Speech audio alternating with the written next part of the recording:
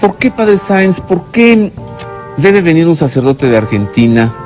¿Por qué se debe hacer un programa de televisión? ¿Por qué se deben escribir un libro como este, El fin de los tiempos, un libro como este otro de tu autoría, Sí, vengo pronto? ¿Por qué estos temas no los escuchamos en una homilía dominical? ¿Por qué no los escuchamos en una catequesis del Papa, en una audiencia general? En resumen, ¿por qué hay miedo de entrarle?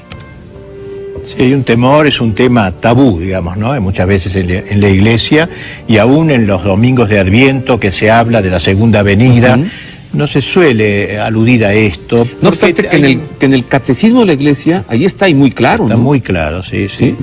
El poder del anticristo y la victoria final de Cristo, ¿no? Porque lo que tenemos también ver en claro es que la iglesia es santa, ¿no es cierto? Y nunca va a desaparecer. Estaré con vosotros hasta la consumación de los tiempos, pero eso no obsta a que haya infiltraciones, etcétera. Por ejemplo, hace muchos años, me consta eso, me lo contó un monseñor en Roma, se conoce la orden del Kremlin de introducir jóvenes en los seminarios para meter el comunismo dentro de la iglesia. Infiltrar. Y masonería, la misma historia. O sea, todo ese trabajo de hace 40, 50 años no puede dejar de influir ahora, en estos momentos, ¿no? Es una realidad la logia P2, la logia masónica infiltrada en el Vaticano en tiempos de Paulo VI, Juan Pablo I, inicios de Juan Pablo II. ¿Es una realidad eso? Es una realidad, sí. También sobre esto puedo decir de experiencia personal, ¿no? De un cardenal que ha hecho un estudio sobre la infiltración masónica en la iglesia en el Vaticano, directamente. Me lo contó él, que hizo esa investigación. Así que eso no es una cuestión de ilusos o gente que empieza exagerada, etcétera, sino que es una realidad que no debe, como decía antes, para nada empequeñecer nuestra adhesión a la Santa Sede, al Papa verdadero y todo, ¿no es cierto? Pero que seamos cautos. Y usted dice, no se quiere hablar de ese tema, sí, realmente.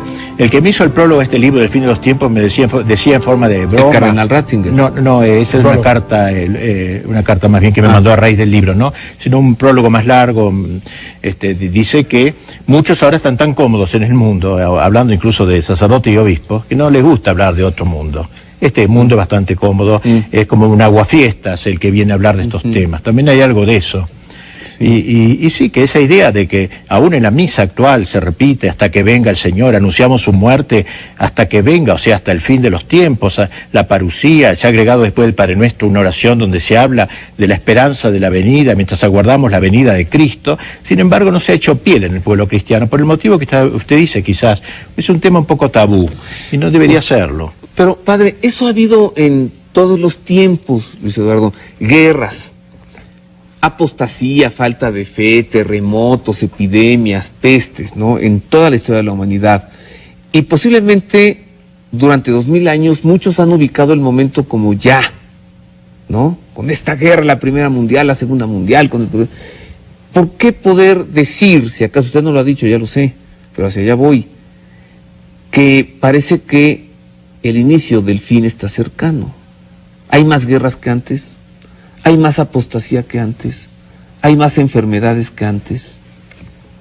Sí, sobre todo en el campo de la apostasía. Guerras, y eso no sabría decir. Las guerras son más letales hoy que antes, podríamos decir, por todo el progreso técnico, que no fue unido con un progreso humano, no todo progreso. Esa es la idea del progreso indefinido. Como la técnica siempre avanza, y eso es cierto, también el hombre siempre avanza, lo cual no es cierto. Porque un hombre con una bomba atómica al lado que no tiene moral es un peligro. Guerras se han hecho más letales. Pero el tema de la apostasía es más grave porque toca, no solo como dice al santuario, dice, como si hubiera entrado en la parte más interior de la iglesia. O sea, esa apostasía ha alcanzado también a laicos, a muchos laicos que se han ido de la iglesia, conocemos muchos que se han ido por todas estas circunstancias, sacerdotes que a lo mejor no se han ido, pero han hecho lo que llamaba un obispo que luego fue hecho cardenal por Juan Pablo II de Libac, llamaba la apostasía inmanente. Es decir, son apóstatas, pero no se van de la iglesia. Por ejemplo, Lutero dijo, me voy. De la vereda de enfrente, digamos, afrontó a la iglesia. En cambio, estos se quedan en la iglesia, aparentemente siguen ejerciendo como sacerdotes, aún como obispos, pero ya no tienen más la fe católica, sino que tienen una cosa parecida, una cosa inmanentizada, un catolicismo desleído, laico completamente, y bueno, eso es una apostasía inmanente, y es más grave que la otra. Emanuel Milingo se casa allí con una de la secta Moon, se va, luego regresa a la iglesia, y luego da el golpazo final, se pone a ordenar sacerdotes casados en Nueva York, y entonces ahora sí va para afuera. Claro. Hago una pausa breve. Regreso para profundizar en esto, pero antes debo hacer una pregunta que me preocupa que no tenga respuesta. Me parece, padre, me da la impresión de que en los tiempos de Juan Pablo II, digamos ya hacia la tarde de su pontificado, verdaderamente pudo limpiar la casa, ¿cierto o no? ¿Alcanzó a limpiarla o no? ¿Me lo pregunta? Sí, yo creí que lo preguntaba. Hizo algunos intentos de limpiar la casa. Hizo, por ejemplo, elegir obispos en zonas muy conflictuadas y que ya casi había llegado a todo el... Pero adentro. Algunos obispos buenos pudo poner así como para enfrentar la situación. ¿Pudo limpiarla o no? No, todavía hay infiltración. Absolutamente. Hago una pausa, regreso con más de esto.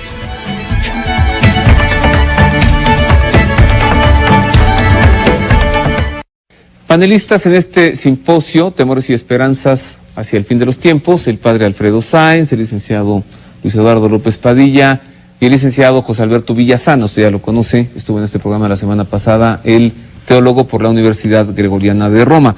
En el caso del padre Alfredo Sáenz, él tiene doctorado en teología por la Universidad San Anselmo de Roma. Entonces, padre, muy apresurado le pregunté, claro el asunto de la logia P2, logia masónica infiltrada en el Vaticano, tiempos de Paulo VI, Juan Pablo I, que para algunos autores le costó la vida. Algunos dicen eso, sí. A Juan Pablo I.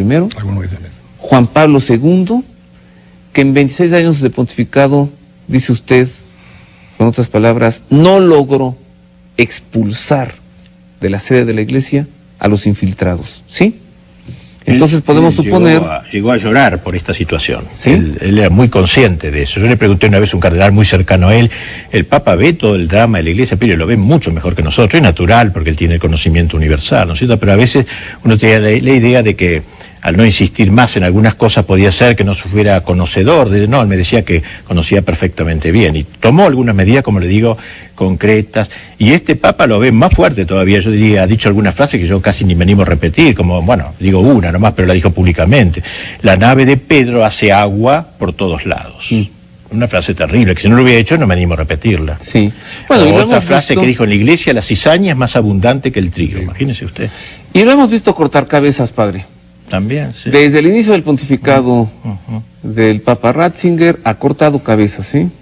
Y continúa. Al público que hace favor de vernos y con la libertad de creer que tenemos, le invito a que busque un libro que se llama Catecismo de la Iglesia Católica y compruebe que no estamos aquí inventando cosas. Busque en el índice temático, ¿no? Así es. Anticristo, Gran Tribulación, Parusía, etcétera, y se va a asombrar de lo que ahí está escrito, para que vea que no son temas ocultos, para que no piense que la Iglesia los ignora, que los desconoce, ¿no? Está en el catecismo, es pues el vademecum de la fe. Padre, he de lanzarle algunas preguntas así como metralla, no por fuertes, sino por rápidas, porque poco tiempo ya nos queda y quiero aprovecharle a usted. Se las presento rápido, unas palabras sobre la gran tribulación, sobre el anticristo y sobre el retorno de Cristo, la parusía. ¿Cómo visualiza usted, cómo calcula que serán? La gran tribulación está íntimamente unida a esta sensación de una especie de ausencia de Dios. La gente va a rogar y va a ver que el anticristo sigue avanzando y avanzando. El anticristo es como la recapitulación del mal, así como Cristo recapitula todo el bien, el anticristo recapitula todo el mal de la historia, se concentra en él. Entonces el dominio de él es un dominio de una tribulación enorme en la Iglesia. Lo penúltimo será trágico, verdaderamente, el dominio del anticristo y la gran tribulación, pero lo último es glorioso. Por eso, como decíamos antes, el Apocalipsis es un libro de esperanza, no de desesperación, porque es como los chicos siempre, al final gana uno, ¿no? Lo penúltimo puede ser todo el enemigo, pero la última palabra es nuestra, o sea, completamente contra todo lo esperable, cuando ya no ha habido ninguna esperanza, vendrá la solución de lo alto, de la vertical, de la parusía. Vendrá Cristo, porque los hombres no seremos capaces de salvar esta situación, nadie. Cuando todo parezca perdido y ninguna esperanza humana, cuando la tribulación haya abarcado a todo el mundo y cuando ya no se puede esperar ninguna expectativa, vendrá Cristo y la solución vendrá de lo alto. Por eso somos optimistas en el fondo y pesimistas en lo penúltimo. Pero en ese momento en el que ya no habrá más remedio, que Dios vuelva a intervenir en la historia, ¿cuál será el estado de la humanidad? Y totalmente dominado por el anticristo y el grupito ese orando, ven Señor Jesús, y no sabiendo decir otra cosa que eso en la total oscuridad de la oración y de la fe oscura, es decir, la fe que no ve nada, ve todo al revés, y sin embargo sigue diciendo venga tu reino, seguirá rezando el Padre Nuestro, cuando no puede venir el reino aparentemente, humanamente hablando. A ver, yo le hago una pregunta a usted, padre, también a Luis Eduardo. Aunque sé que de ese día nadie sabe, ni el día ni la hora, sabiendo esto, ¿cuándo calcula usted? Por los signos de los tiempos también hay que saber leer en ellos, pues como dice Luis Eduardo, Cristo nunca dijo bienaventurados los despreocupados porque no andarán perdiendo el tiempo. No los dijo despistados, eso. Los ¿no? despistados. Sí, ajá. sí, claro. Entonces, hay signos de los tiempos que le permiten a usted decir, parece que se está configurando la cosa, ¿no? Si vemos nubarrones que se juntan en el cielo, decimos, va a llover. Como dice Luis Eduardo, si vemos que el vientre de una mujer embarazada va creciendo, decimos, pues ya van a ser ese niño, ¿no? Así es. ¿Encuentra usted algún elemento? Hay elementos, sí, pero claro, no tenemos certeza y justamente el no dar fechas es algo que está en la misma escritura. No sabéis, dice Cristo, ni el mismo Cristo como hombre lo sabía, solo Dios sabe, o sea, eso se ha querido mantener en secreto, pero se ha dado los signos que van preparando, y signos algunos completamente imposibles de aceptar en la Edad Media, y aún en el siglo XVII, con Renan, XVIII, se reía de estos signos, que todo el mundo mirará la imagen de la bestia y la adorarán. Qué disparate, mirar, y sin embargo hoy con la televisión satelital perfectamente es visible la imagen de la bestia en todo el mundo. Es decir, hay muchas cosas que antes no se podían realizar y ahora cada vez más vemos que se pueden realizar, y por eso pensamos que nos aproximamos al fin del mundo. Pero dar fecha ya sería muy peligroso, en general no se ha querido dar, le pido una pero fecha. Aproximaciones por los síntomas. Sí, le hablo sobre los síntomas, sí. De eso sí, por los síntomas tan virulentos como se han presentado, y es difícil imaginar mucha más progreso en el mal, no sé, yo no me lo puedo imaginar demasiado. Con la libertad de creer que tenemos, el creyente, ¿qué actitud debe tomar? Mire, he sabido de gente, padre, que ha comprado velas, latas de atún, sardinas, ¿no? Incluso que han... Sí, he hecho ahí un como búnker porque el fin del mundo está cerca, ¿no? Entonces eso es un extremo, digamos, paranoico, equivocado. Fundamentalista, extremista. No, es equivocado eso. ¿Qué hacer? Yo digo fomentar la esperanza, particularmente esa virtud, la hermanita menor de las virtudes teologales que decía Peggy, porque la fe se habla mucho, la caridad, pero la esperanza parece la menor. Esta debe hoy adquirir mucho cuerpo, ¿no? O sea, la esperanza y la fe debe acrisolarse, no hay otra cosa. O sea, la fe ahí tiene una historia, una vida. La fe de un niño se afirma en la fe de los padres. Cuando el chico crece y es adolescente y una crisis, y él se afirma entonces ya no a sus padres tanto, sino en una persona la que admira, pongamos que esa persona cae, y él tiene que seguir creciendo, la fe se va acrisolando. Lo mismo pasa aquí, la fe cada vez más desnuda, menos apoyada, menos apoyaduras humanas, no se apoya ni en el obispo tal, ni nada, sino en Dios solo, en solo Dios. Todo lo de la tierra no me dice, pero solo sigo creyendo en la palabra de Dios, ha dicho esto, y contra toda esperanza creo, y espero contra toda esperanza. Yo creo que no queda otra cosa, fomentar esta virtud. Y al final del túnel, padre Sáenz, la gran esperanza del fin de los tiempos. Una gran esperanza, claro. ¿Quién es? Porque el mundo moderno ha perdido la esperanza, a pesar de que tantas expectativas, hay que no confundir expectativa con esperanza, con la virtud teologal de la esperanza. O sea, el mundo moderno peca contra la esperanza los dos grandes pecados posibles, la desesperación por un lado y la presunción por otro. La desesperación al estilo Sartre, absurdo, el hombre es una pasión inútil, eso es una manera de eludir, evacuar la esperanza. Y la otra, que es la presunción, que es la más propia del mundo moderno, creer que vamos a hacer a fuerza de músculos la felicidad, el paraíso en la tierra, ¿no? Por encima de ambas, de estas dos pecados, digamos, se eleva la virtud de la esperanza, que debe precisamente dar juventud a nuestra vida, ¿no? Porque en realidad lo propio, el símbolo más propio de la esperanza es la juventud.